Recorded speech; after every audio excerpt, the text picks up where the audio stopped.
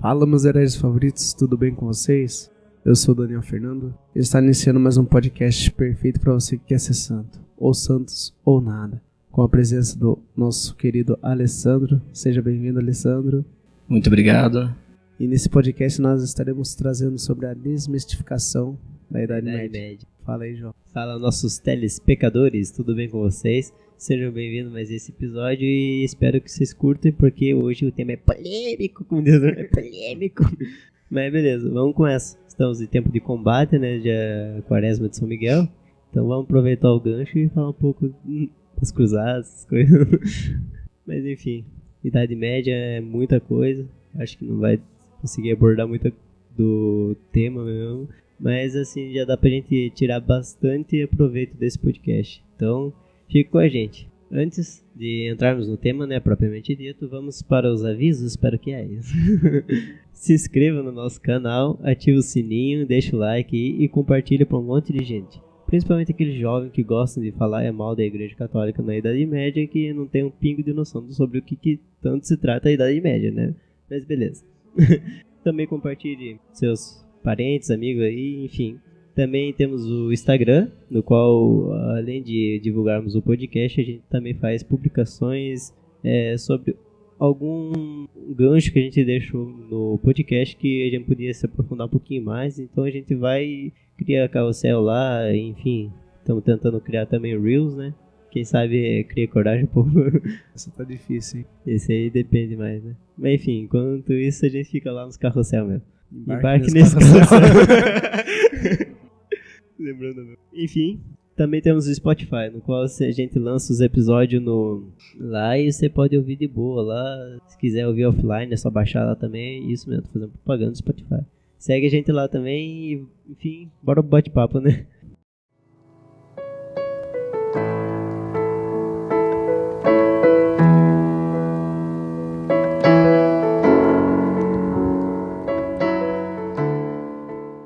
Nosso convidado especial, o Alessandro. Fala um pouquinho dessa história aí, formação. Fica à vontade. Muito bem, muito obrigado. Agradecendo pelo convite de vocês, né? Uma imensa alegria.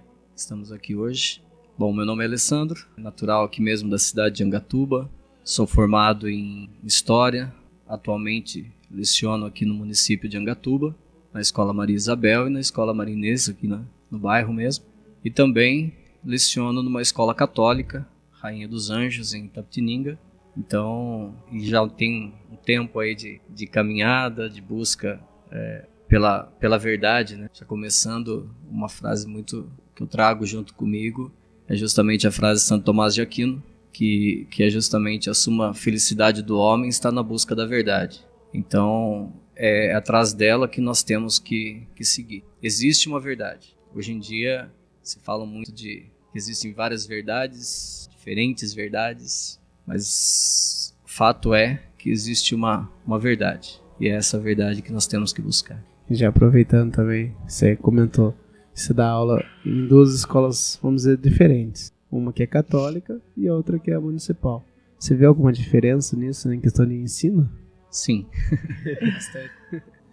Tem diferença, sim. Na escola católica, claro, a gente tem alunos maravilhosos em ambas as escolas. O material é diferente, conteúdo diferente, mas a busca, né, trabalhar o ser humano como um todo, a educação do ser humano, não só a educação básica ali, mas também a formação do homem como um todo. Essa é a preocupação do colégio católico. Então, claro, lá eles aprendem todas as coisas, todas as disciplinas, normal como nas outras escolas, só que também trabalha muito a questão das virtudes, isso é uma coisa que é a luta, né? E a busca pela santidade, que ela não pode deixar de ter em um colégio católico, né? Então isso é muito falado lá, sim. E nessa questão do ensino, né, que você fala que você é professor de história e tal, já chegou momentos assim de, por exemplo, você chegar a explicar um assunto e do nada um aluno se revoltar, não sei o que, falar que tá errado, algo nesse sentido, ou entrar em debates dentro da sala, dentro dessa questão da Idade Média principalmente? Eu acho que quando eu estava lecionando no estado, daí sim, eles já têm uma idade um pouco mais avançada. Alguns já tinham um pouco mais de contato. Já teve algumas coisas assim, professor, eu não entendo muito bem isso. Nunca houve falta de respeito de aluno assim para comigo, dependendo do que eu estou ensinando. Se não concorda, eles guardam com eles, né? Então, sei, nunca foi assim, mas também não sou... Eu pergunto o que vocês acham, o que vocês pensam. Às vezes é bom ter esse debate mesmo em sala de aula para crescer juntos. Então, um fala uma coisa, um concorda com uma certa coisa, outro não concorda, e é assim. Ela tem que ser meio democrática nesse sentido, né? A escola precisa ser assim. Sim. Enfim, vamos então entrar no tema. A Idade Média, assim, quando que surgiu, como que começou? Aprofunda para nós. Bom, a própria palavra Idade Média, ela já tem um ar preconceituoso com a palavra, né? Porque essa divisão da história, pré-história, Idade Antiga, Idade Média, Moderna, Contemporânea, ela é muito... faz pouco tempo que ela foi implantada dessa forma. E a palavra média, ela está entre a Idade Antiga e a Idade Moderna. Então já os próprios historiadores já torceram o nariz para esse período que vai aí quase 1000 anos, né? Desde a queda do Império Romano até a tomada de Constantinopla pelos turcos otomanos. Então é um período aí que 1000 anos. Então a Idade Média é um bom tempo, né? Quase e 10 em 1000 séculos, anos né? Acontece muita coisa, né? Quase 10 séculos, né? Pois é. Então acontece muita coisa. Essa questão da Idade Média, como a gente estava conversando agora há pouco, existe assim muita gente torce o nariz. E essa questão do preconceito que é feito com relação ao período medieval, ela transmite muitas vezes a ignorância mesmo. Mas o que é a ignorância? É não conhecer. Não é que uma pessoa ignorante, uma pessoa rude, não. É a ignorância de não conhecer os fatos, né? Às vezes, quando se fala em Idade Média, a gente vem um monte de coisa na cabeça, mas sempre com questão de julgamento. A pessoa que não compreende, ela tem a tendência de julgar. Mas esse período aí, as mulheres eram queimadas como bruxas, milhares de pessoas, milhões e milhões de pessoas morreram na fogueira. Pessoas matavam em nome da fé. Claro, como todo período da história, os fatos acontecem. Aconteceu coisa ruim na Idade Média? Claro que aconteceu, né? Claro que aconteceu, como outro período. Você tem que entender que a humanidade ela vai passando, né? É a história que vai acontecendo. Essa divisão de história, os historiadores fizeram isso daí justamente para facilitar o estudo. Agora a gente vai estudar a Idade Antiga, o período antigo. Agora a gente vai estudar o período médio. Então, mas como todo e qualquer período da história, ela tem os seus altos e os seus baixos, né? É aquilo que você falou, né? A Idade Média ela é muito manchada, ela tem muitas características assim, que a turma olha, assim, as partes mais feias que tem, olha tudo na Idade Média, né? Tipo, não olha nenhuma parte bonita. E as pessoas esquecem de ver que há coisas boas também que aconteceram na Idade Média, né? Sim. Como falei no começo, né? Essa busca pela verdade, ela tem que ser a tona do católico. O católico, ele precisa buscar a verdade, sempre a verdade. Ela não pode ser relativa como o mundo prega hoje. Até trouxe aqui, em uma viagem à África, o Papa Bento XVI, no dia 17 de maio de 2009, ele fez uma forte declaração falando do perigo que hoje está no mundo, que é a ditadura do relativismo. O que seria esse relativismo aí? É uma corrente de pensamento que questiona as verdades, né, universais do homem e faz com que o conhecimento seja subjetivo. Cada pessoa, cada ser humano vai ter a sua própria verdade. Então aquilo que é verdade para mim pode não ser para você, aquilo que é para você não pode ser para outro, e assim vai. Então quando a gente cria isso daí, quando a gente relativa essa situação, não existe verdade. Então o pensamento do mundo hoje, do homem hoje, é o que a verdade ela é subjetiva, ela não existe, mas nós sabemos que ela existe. Qual que é o fim último do homem? Qual que é a nossa busca? Qual que ela tem que ser? Não é viver eternamente com Deus, por toda a eternidade? Esse é o fim último do homem.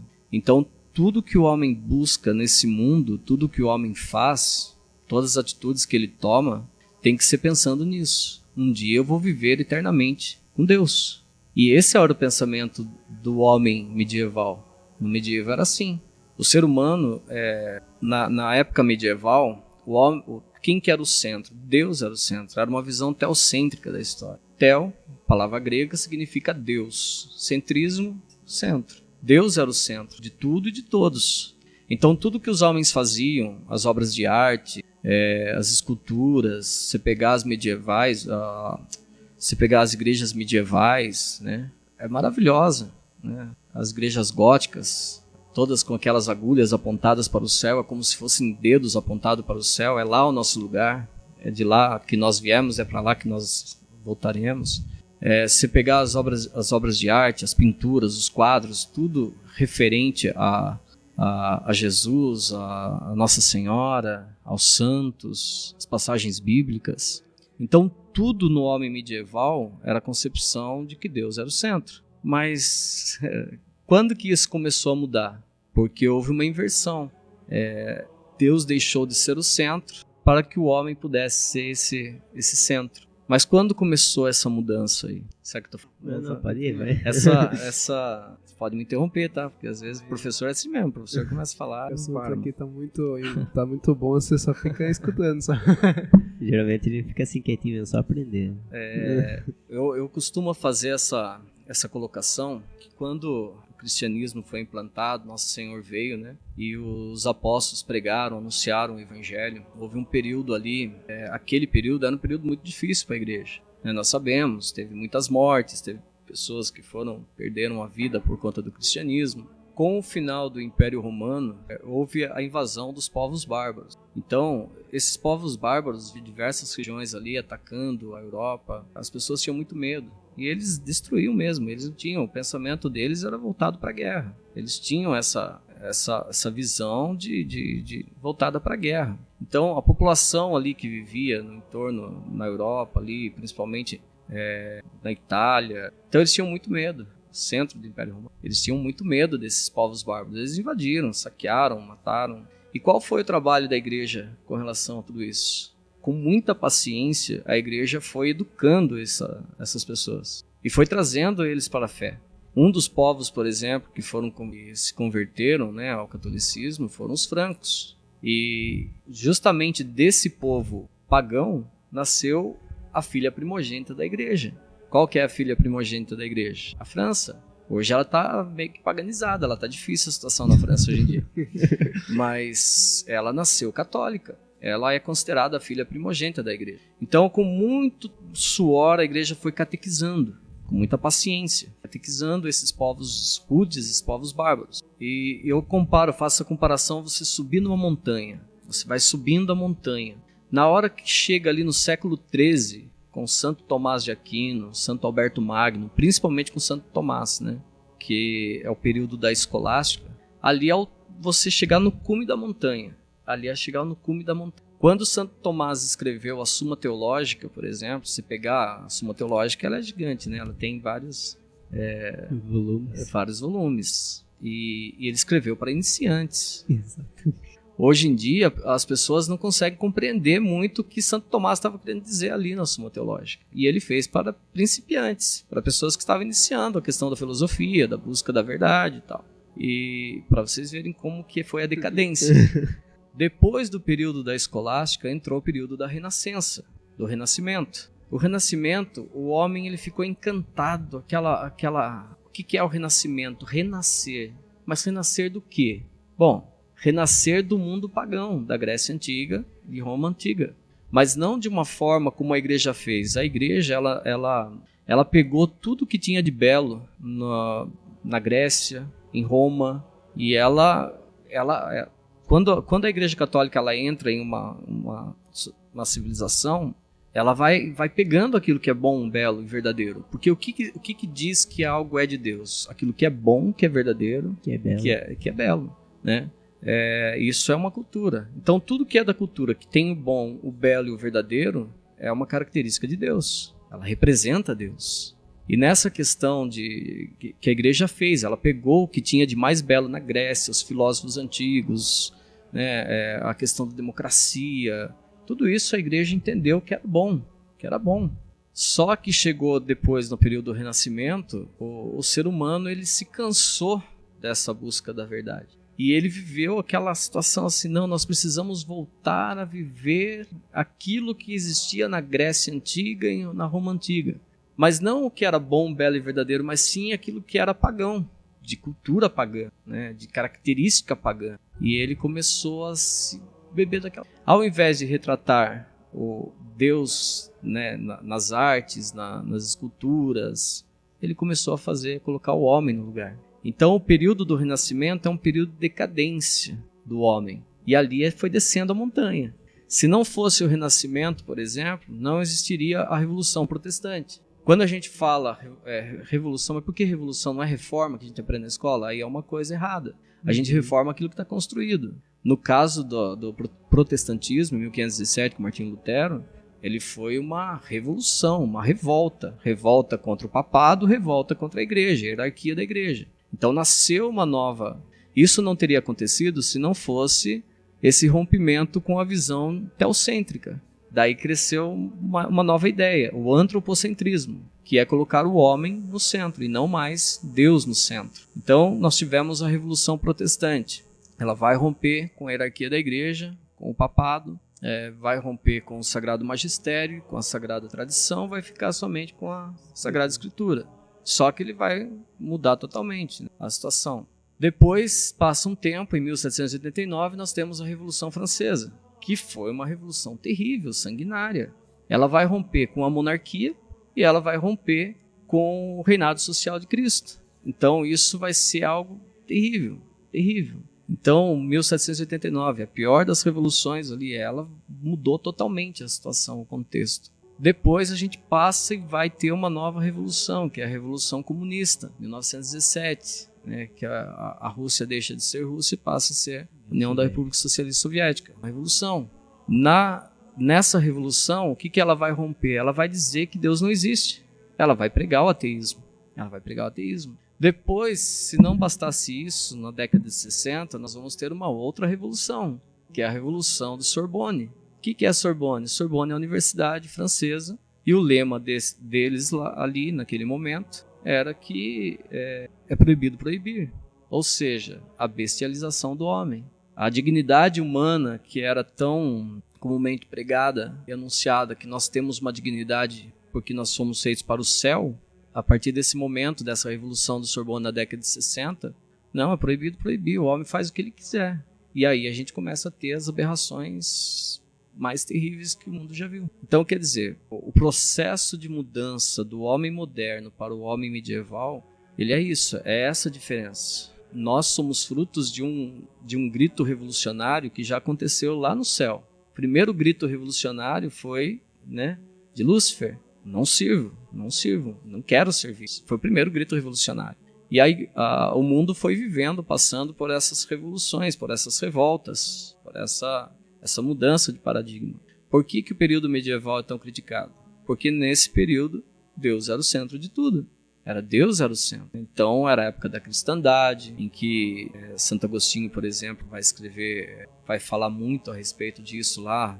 Ele que viu a queda do Império Romano, né? Que Deus fundou duas cidades, se fundaram, uma voltada para o céu, outra para a terra, né? Então, no livro A Cidade de Deus. Então, o que acontece no mundo é justamente esse. E hoje em dia se relativa à verdade. O ser humano ele ficou tão perdido na sua busca que ele não sabe mais o que é a verdade. Entenderam? O que é a confusão na cabeça do ser humano?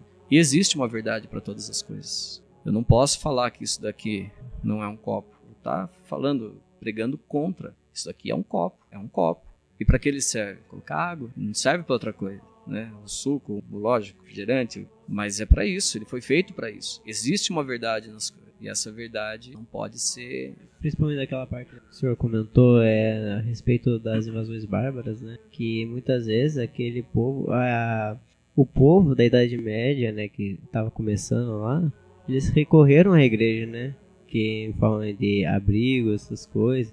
E inclusive a igreja que foi que partiu em busca de catequizar, porque se fosse dependesse muito das pessoas, o mundo estaria lascado, né? Se respeita a cultura deles, respeita não sei o que, eles não estariam vivos hoje, né?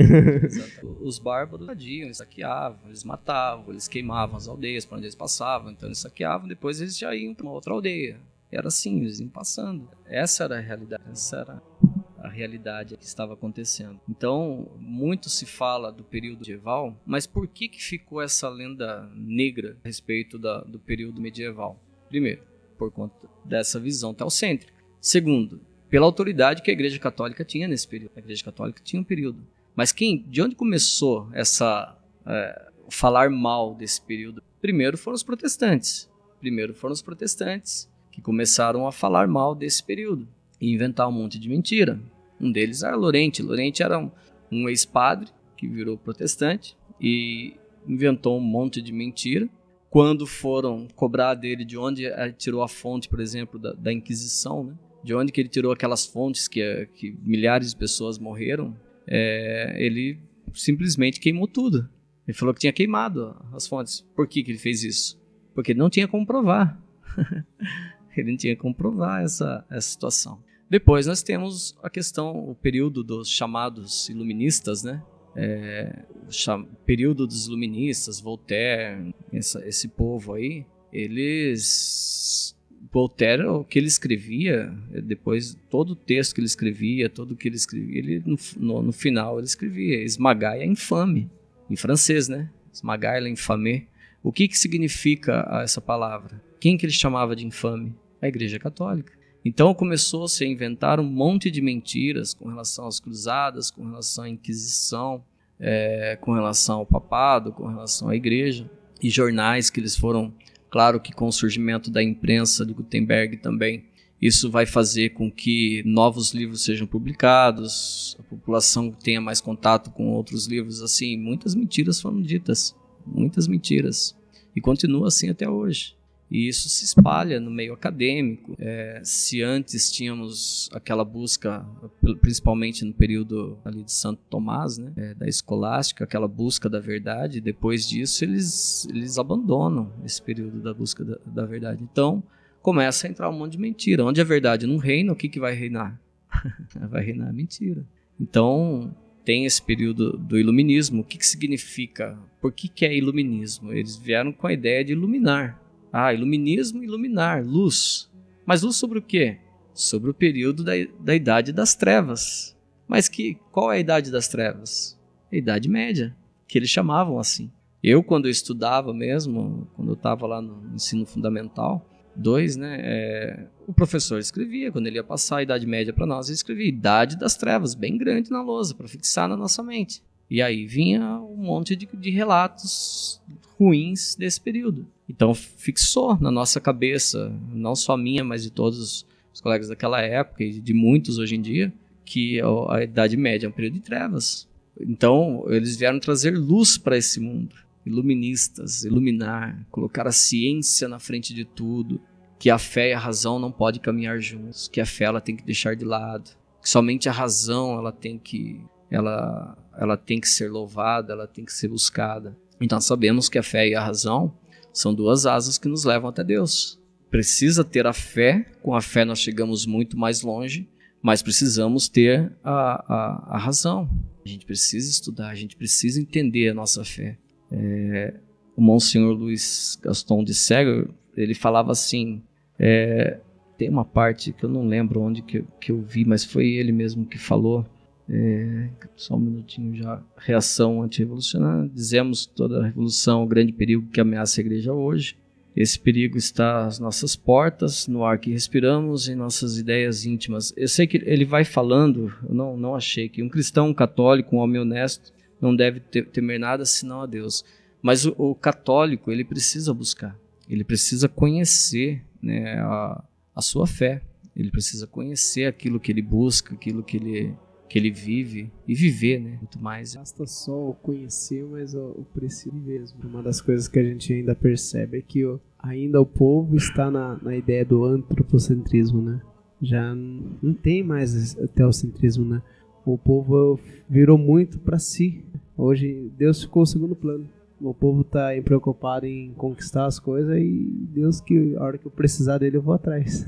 Exato. Desde que chegou o materialismo, o povo não pensa mais em Deus, né? Se tornou meio que bastante ateu a nossa geração, sim, tudo materialista, né? O que existe é o que está, que eu posso ver. Né? Então, se eu não posso ver, então já era, né? Não existe. Exato. Que tudo é medido, tudo tem uma medida certa, né? Então, se não pode ser medido, ser transcendente, assim, já então não existe, né? Então vacilo. Alessandro, conta pra nós um pouco o que foram as cruzadas. Bom, com relação às cruzadas, elas foram esse período então que o Papa, né, convocou os católicos. Eles estavam em Clermont, na França, Papa Urbano III, depois eu já pego, não sei se é o Papa Urbano mesmo, quarto. Ele estava num concílio em Clermont, na França. E Jerusalém, a gente sabe que Jerusalém é a Terra Santa, né? Lugar santo por onde Nosso Senhor foi enterrado, principalmente Santo Sepulcro. E quando os muçulmanos nasceram ali no século VII, eles conseguiram avançar, né? Com Maomé, eles conseguiram avançar por diversos territórios e tomar a região do Oriente Médio, região onde Jesus viveu ali, os lugares santos, Santo Sepulcro. E era um local de muita peregrinação. Os católicos vinham de todos os cantos fazer peregrinações né, pagar os pecados, tal. Eles faziam essas peregrinações até a Terra Santa. Só que os muçulmanos tomaram esse lugar. Então estavam assim, e eles estavam fazendo muitas blasfêmias no lugar santo, né? Então o Papa, em um momento ali que ele sentiu a graça de Deus agindo muito nele ali, ele volta para a população e ele fala: é preciso fazer algo, é preciso que os católicos tenham a força de tomar o lugar santo. Fora que a peregrinação era muito perigosa, eles faziam a pé e tinha muitos assaltantes, então assaltavam, era difícil, era uma viagem muito difícil para fazer a peregrinação até a Terra Santa. E os católicos mesmo, no momento em que o Papa terminou de falar, o povo gritava: Deus vult, Deus vult, Deus vult. Que significa o quê? Deus o quer.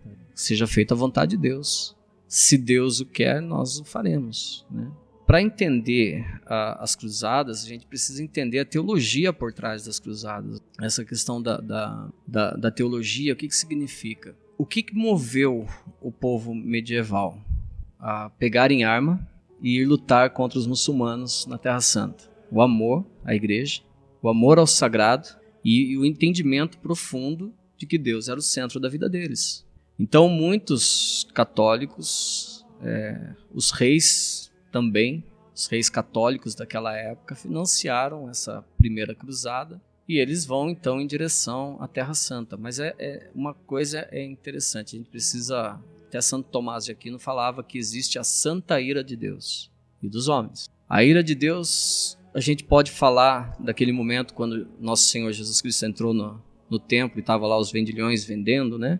Ele pegou o chicote e não pensou duas vezes em tacar no lombo da turma lá, que estava vendendo e fazendo, né? Não façais da casa de meu pai uma casa de um covil de ladrões, né? Então ele espantou todo mundo ali. Ali foi a santa ira. E o Santo Tomás de Aquino, ele fala que quando o católico ele é movido pela santa ira, que é algo totalmente católico. Você defender a sua fé, você defender a tua igreja. Então eles não pensaram duas vezes, eles foram para lá. A primeira, houve 8, né, cruzadas. A primeira, ela foi... eles conseguiram chegar até Jerusalém, eles tomaram Jerusalém, formou o reino de Jerusalém, né? Formou-se ali então o reino de Jerusalém. Na segunda, depois, infelizmente, os muçulmanos eles vão conseguir tomar de novo Jerusalém. Depois vai ter a segunda, depois vai ter a terceira, vai ter a quarta. Infelizmente, se a gente pegar um balanço geral da questão das cruzadas, se a gente parar para pensar, ela foi... a gente pode dizer que ela foi um fracasso? O que vocês acham? Porque a segunda, terceira, quarta, quinta, sexta, sétima e oitava, ela não foi tão boa assim, não. A primeira eles conseguiram chegar. A gente pode falar assim que ela não foi tão boa, né? Mas essa questão dessas cruzadas, então, só pegando os dados aqui, ela foi de 1095 até 1270. Então, foi um período longo aí para acontecer as cruzadas. A primeira cruzada foi essa expedição de 1096 a 1099. Eles chegaram principalmente na Batalha de Ascalon, né, no dia 12 de agosto de 1099. Formação ali do reino.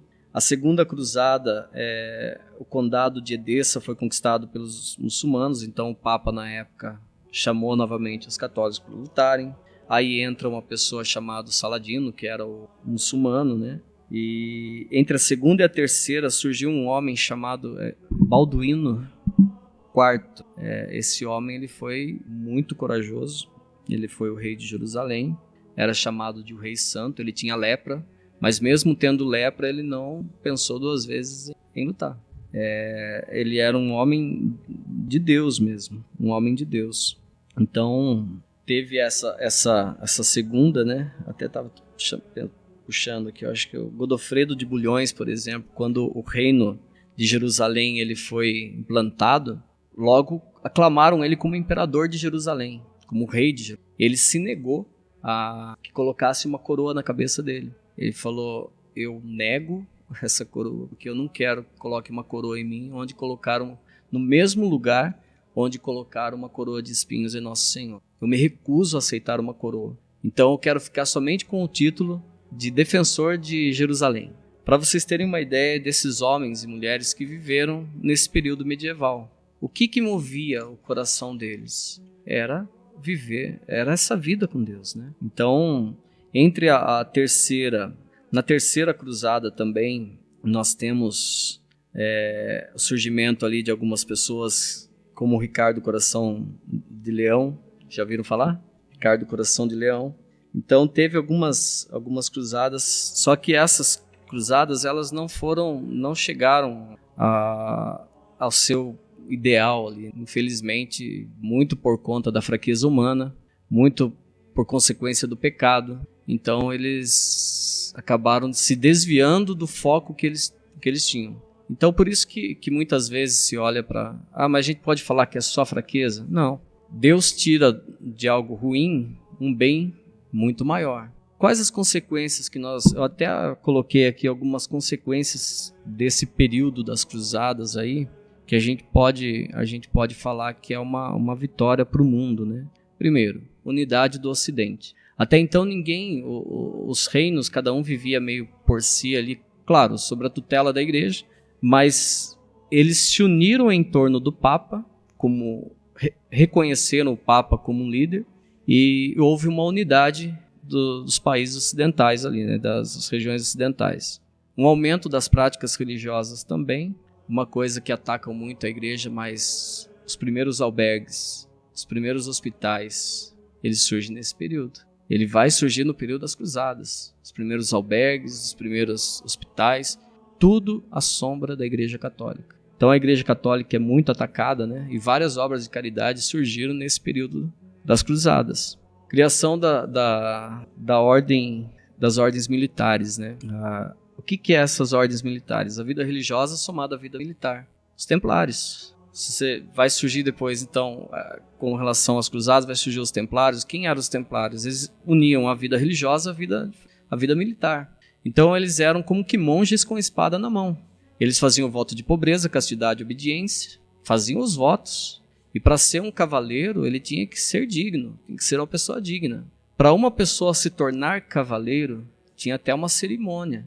Então, ele ficava de joelhos diante de um sacerdote e ali ele fazia os votos, né? Uma das coisas, defender os órfãos, as viúvas, os pobres, as mulheres. E uma das coisas é nunca mentir.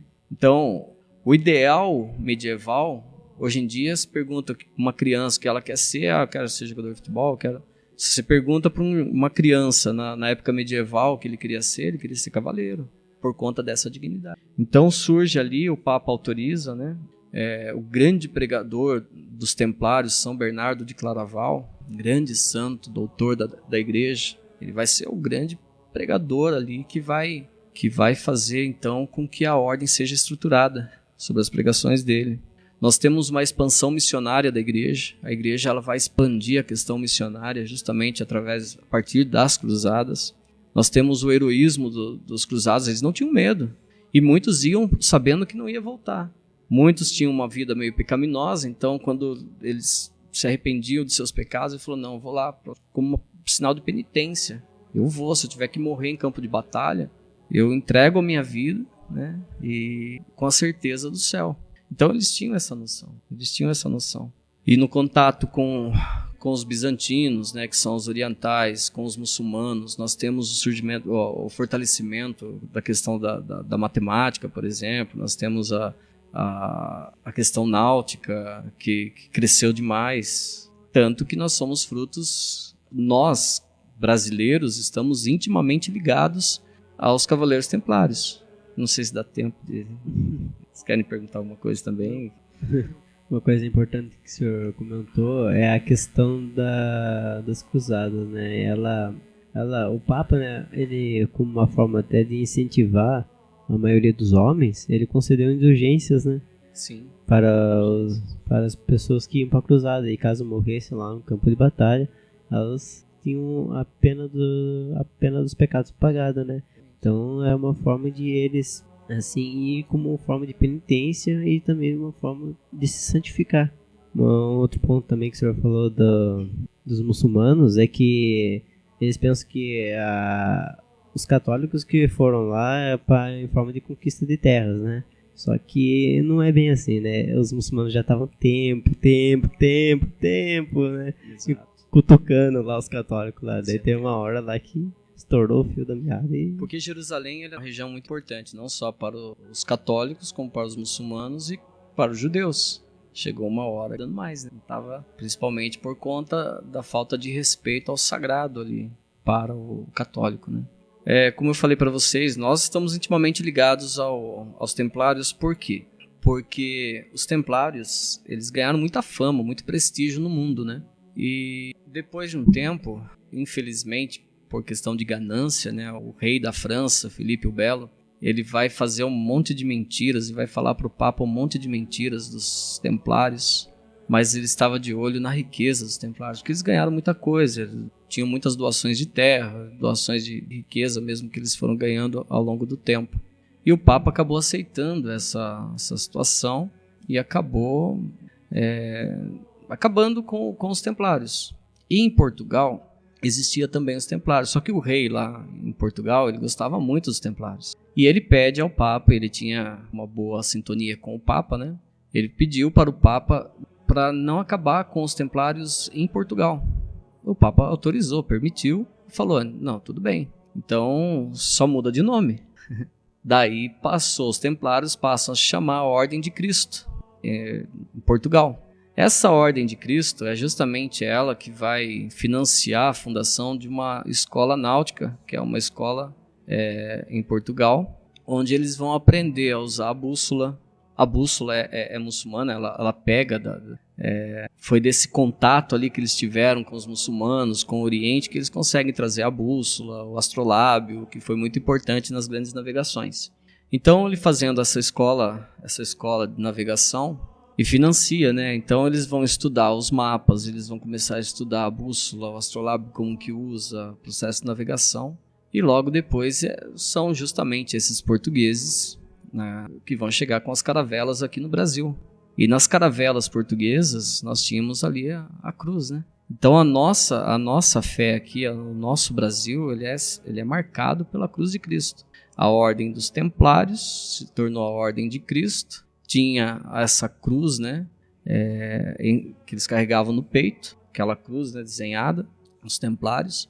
A Ordem de Cristo também, se você pegar na própria bandeira de Portugal, se você pegar no escudo de Portugal, você vai ver lá a cruz, né? E foi justamente ela que veio desenhada nas caravelas. Tanto que quando os portugueses chegam aqui no Brasil, né, a primeira coisa que eles vão fazer é celebrar a Santa Missa. E o que é a Santa Missa para nós, católicos? Né? é tornar presente o santo sacrifício da cruz. Então, a nossa fé ela está intimamente ligada com Portugal. Portugal, mesmo quando era apenas um reino, Portucale, um reino, né? Ainda ele não era um país. O rei, na época, ele estava para acontecer uma batalha contra os muçulmanos e Nosso Senhor aparece para ele falando que que Deus ia estabelecer a partir dele um reino muito grande e que ele levaria a palavra de Deus para os confins do mundo, né? E foi através de Portugal que nós recebemos essa fé católica, o maior presente que nós poderíamos ter recebido, né, de todo esse processo. É justamente essa fé que nós recebemos. E que é muito caluniada também. A história do Brasil ela é linda. Infelizmente, ela é muito caluniada. Ela é muito conturbada. Bagunçaram a nossa história, infelizmente. Mas ela está intimamente ligada. Tem um tempo pro próximo podcast que a gente convidar o senhor. Detalhes. Que o Brasil também ele era um dos países, né, que ainda tinha, né, bastante católicos. Hoje já nem tanto mais. E era também até, como, né, foi instituído também Terra de Santa Cruz, né? Justamente por conta dos portugueses também, né? Ilha de Vera Cruz, da verdadeira cruz, né? E depois Terra de Santa Cruz. Então, o nosso Brasil ele está intimamente marcado com essa... E tem muita história bonita aí. Infelizmente, a historiografia brasileira ela é vista somente para o lado... Falam que os portugueses roubaram o Brasil, que só pega a parte da matéria, mas ele não pega essa parte espiritual. O que moveu verdadeiramente os portugueses para fazer foi a questão da fé, da evangelização. Uma das coisas que nós historiadores temos que tomar muito cuidado é buscar sempre as fontes primárias, né? Então a gente tem que buscar as fontes primárias. E qual que é a fonte primária? A carta de Pero Vaz de Caminha. Se você ler a carta de Pero Vaz de Caminha, você vai ver ali o que é verdadeiramente que eles pensavam. Os portugueses pensavam ali naquele começo. Claro, temos outros livros depois ali, mas sempre buscando fontes primárias para entender o que motivou os portugueses a chegar. Mas nós estamos intimamente ligados com esse período e com esse povo, com esses guerreiros aí da fé que são os templários. Então, a gente pode falar, muitos falam que foi um fracasso, porque chegou no final, eles não conseguiram tomar Jerusalém, né? Jerusalém continuou na mão dos muçulmanos. O próprio, né, São Luís IX, né, ele lutou nas cruzadas também, mas nós podemos tirar diversos frutos desse período. É interessante também quando a gente fala da Idade Média, que tem um outro ponto também que é muito... assim, escancaradamente, né, nichado pela sociedade, que é a Inquisição. É o Tribunal da Santa Inquisição, né? Totalmente diferente quando a gente fala de maneira católica. Mas assim, explica pra nós um pouco o que são as Inquisição aí, como que fazia pra queimar bruxo, como que... Pois é, né? Falam que foi milhões, né? Por exemplo, tinha uma das coisas que os iluministas falavam, que somente na Inglaterra, uma das mentiras que foi propagada na época, 4 milhões de mulheres foram mortas pela Inquisição, somente em Londres, capital da Inglaterra. Isso que na época, na Inglaterra toda, no país da Inglaterra, existia 6 milhões de pessoas. Ou seja, era uma mentira, assim, totalmente uma aberração mesmo, né? Quando a gente fala em Inquisição, eu acho que é uma dessas lendas, né, lendas negras do período medieval.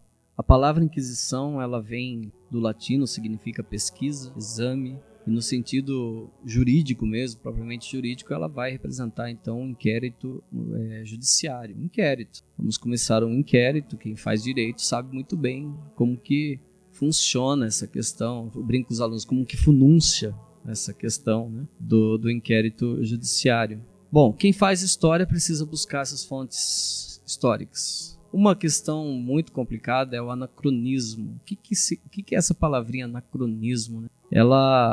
Que nenhum historiador, nenhuma pessoa pode cometer, mas principalmente historiador. Só que muitos historiadores, eles negam um pouquinho isso daí. Você querer julgar um período que muito tempo atrás com o pensamento que você tem hoje.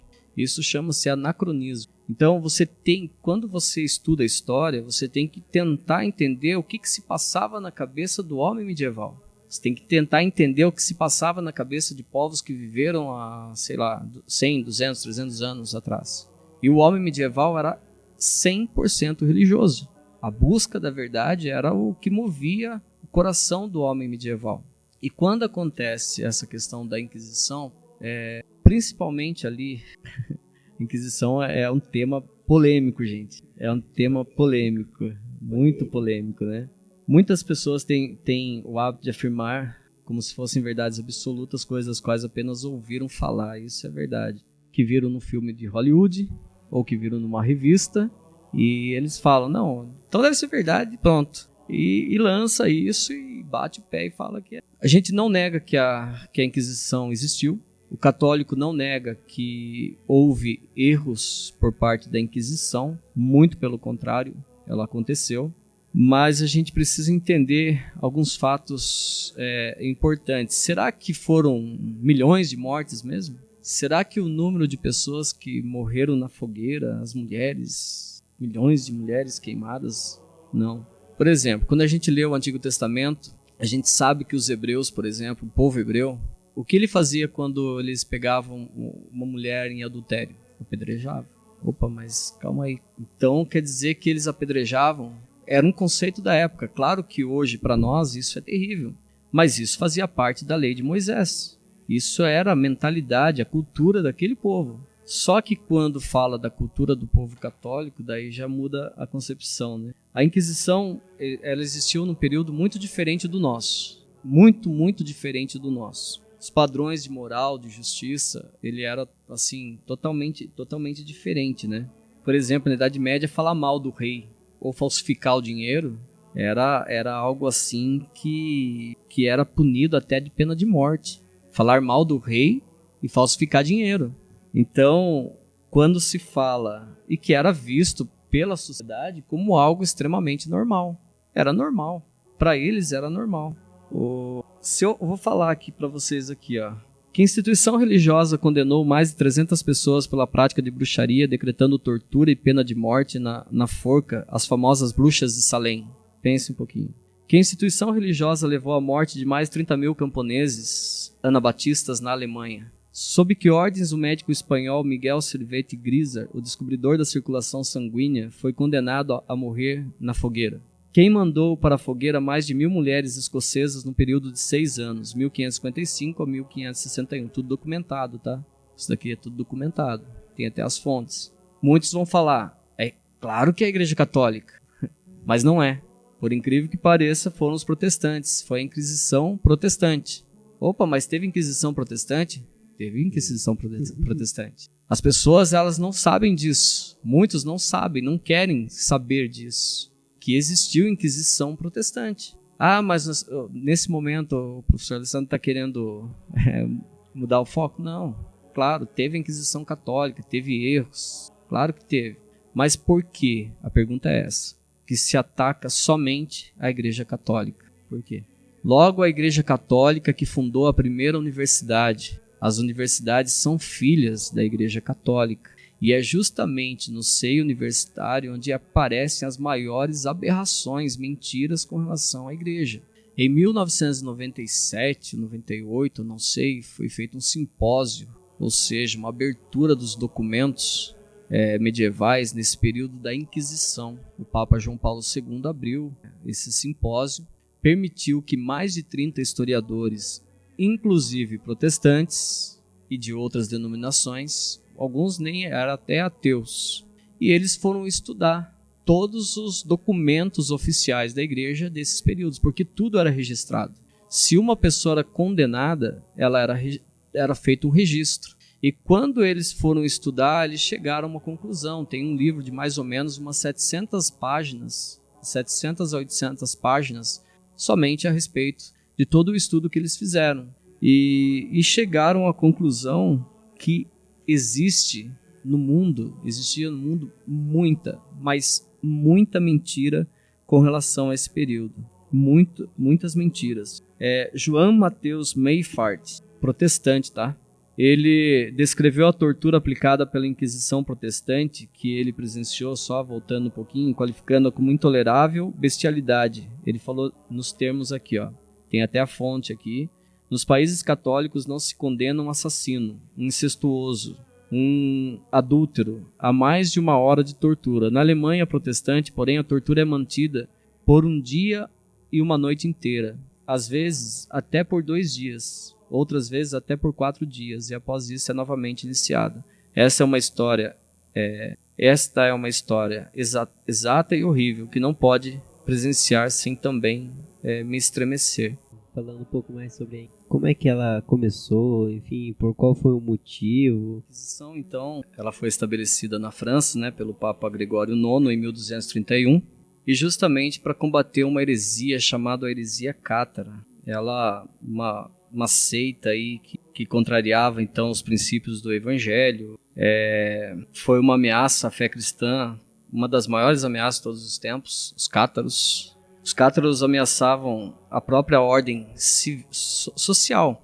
Se a gente sabe que uma sociedade que ela está em desordem, ela não consegue seguir em frente. E os cátaros, eles estavam tumultuando demais a sociedade. Por quê? Eles eram contra a procriação, eles eram contra o matrimônio, eles consideravam malditas, essa mesma palavra, tá, gente? Eles consideravam malditas todas as mulheres grávidas. Eles defendiam o suicídio por inanição, pregavam a renúncia radical aos prazeres, negando à igreja o culto religioso, viam o corpo como intrinsecamente mal, é uma manifestação do mal, o nosso corpo, e ensinavam a salvação através de um ciclo de reencarnação. Imagine você vivendo em uma sociedade católica, em uma sociedade com uma concepção cristã, de repente você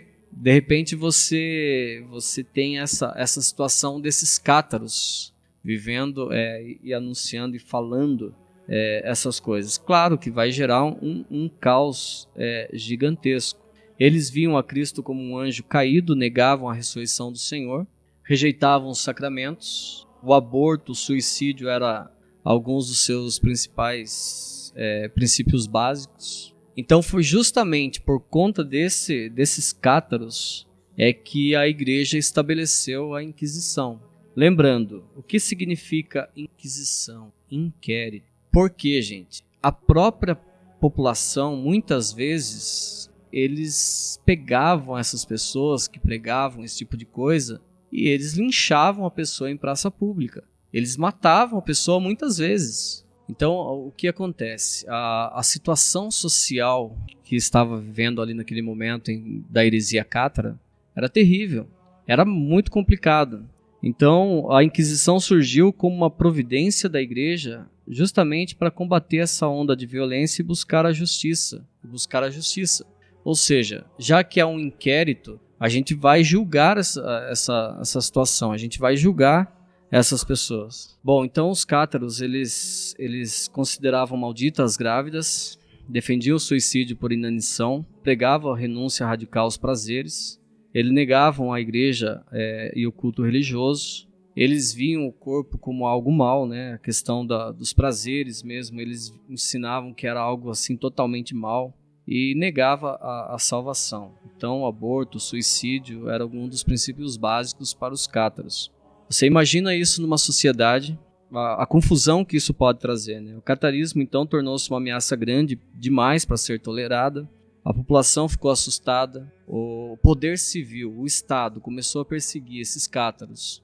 E até com grande violência. Com o tempo, a situação ficou insuportável, né? Havia uma histeria, pessoas inocentes começaram a ser perseguidas. Começaram a ser denunciadas porque uma pessoa estava de mal com outra pessoa, ela denunciava, ele é um cátaro. Então, ele é um cátaro, então denunciava para o Estado ia lá e perseguia essa pessoa sem ela ser ouvida mesmo, então sem ter um julgamento prévio para ela. Então, o que aconteceu? A Inquisição, ela surge como uma providência da igreja para, primeiro, estabelecer a ordem. Segundo, combater a onda de violência que estava acontecendo ali na sociedade. No combate à heresia. Porque toda e qualquer heresia, o que é a heresia? É mentira. A heresia, ela afasta o ser humano do princípio real.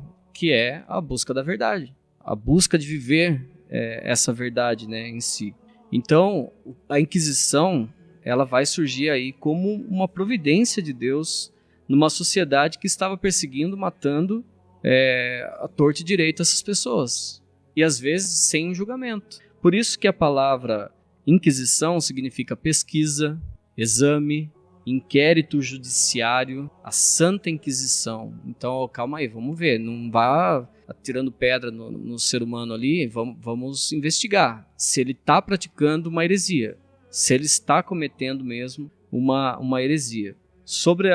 Existiu a Inquisição Episcopal, a Inquisição Espanhola, que é a mais falada, né, que ela é mais denunciada aí. Só que eu vou trazer para vocês aqui alguns dados interessantes. Eu falei para vocês agora há pouco do livro, né, que depois que os historiadores ali, mais de 30 historiadores, estudaram todos os documentos do Vaticano com relação ao período da Inquisição, eles chegaram à conclusão que de um livro contendo aí mais de 700 páginas, o nome desse historiador que escreveu o livro chama-se Agostinho Borromeu, professor da Universidade de La Sapienza de Roma e presidente do Instituto Italiano dos Estudos Ibéricos.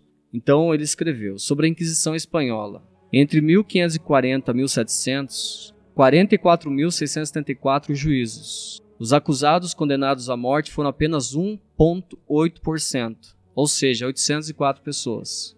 E desses 1,7, 13 pessoas, né, no caso, foram condenadas em contumácia, ou seja, pessoas que estavam desaparecidas ou falecidas, que em seu lugar simbolicamente executavam bonecos no lugar. É interessante isso. Então, entender a Inquisição Espanhola, ela foi uma instituição principalmente civil, a Inquisição Espanhola, que é a mais criticada. Ela foi civil, por muitas vezes ela não foi controlada pela igreja, era o próprio Estado que fazia isso.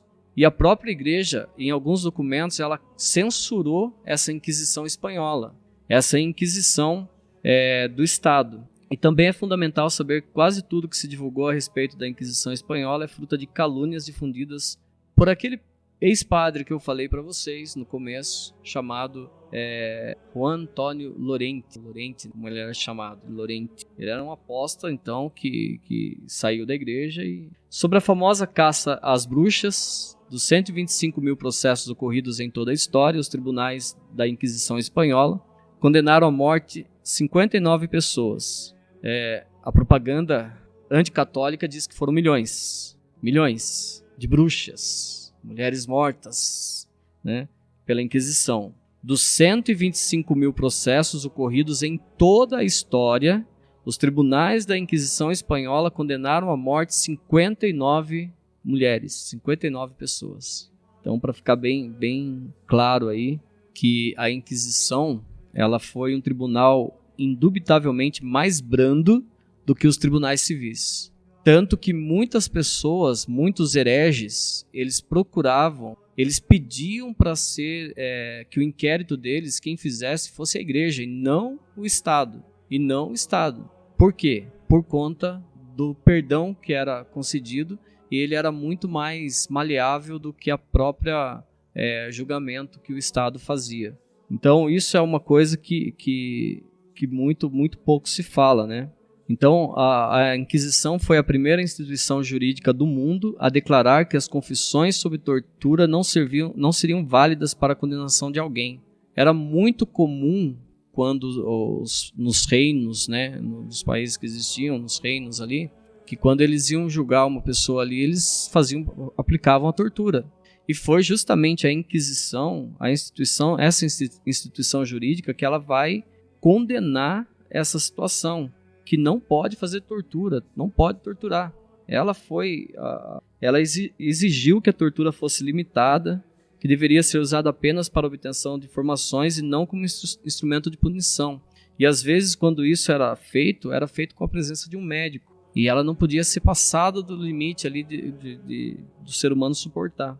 Então, e não ser repetido diversas vezes também. Então, tudo isso está nesse documento. Vocês podem pesquisar.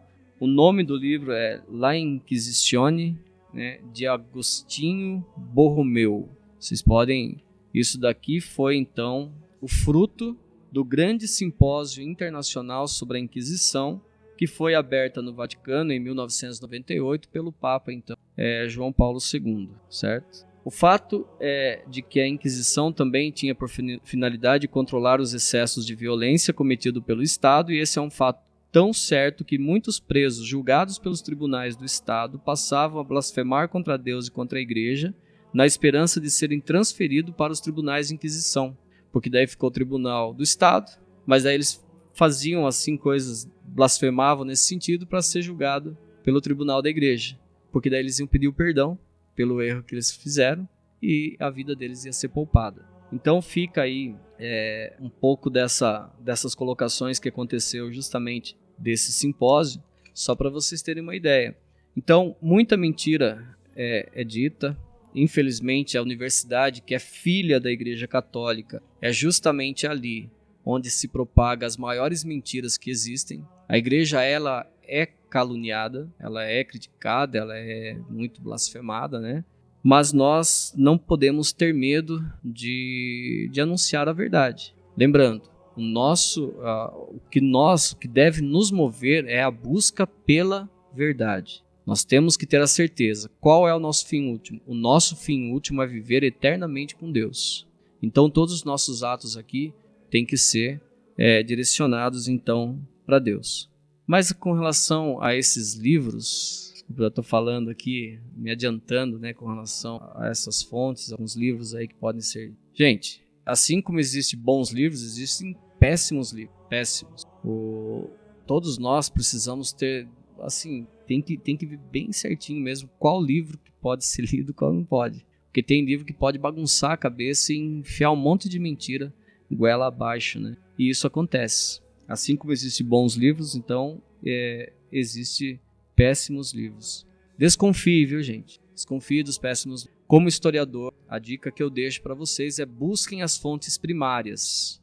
Isso aqui que eu estou falando para vocês são fontes primárias. Fontes que estão ali nos documentos papais do período. Porque tudo que era feito era anotado, era documentado. Tá? Então, precisamos buscar as fontes primárias para não cair no erro. Porque se a gente ficar preso a livros fantasiosos, aos filmes de Hollywood, então a gente vai cair em muitos erros aí. Inclusive tem muitas pessoas na Dark que ainda morreu condenada e parou nisso, né?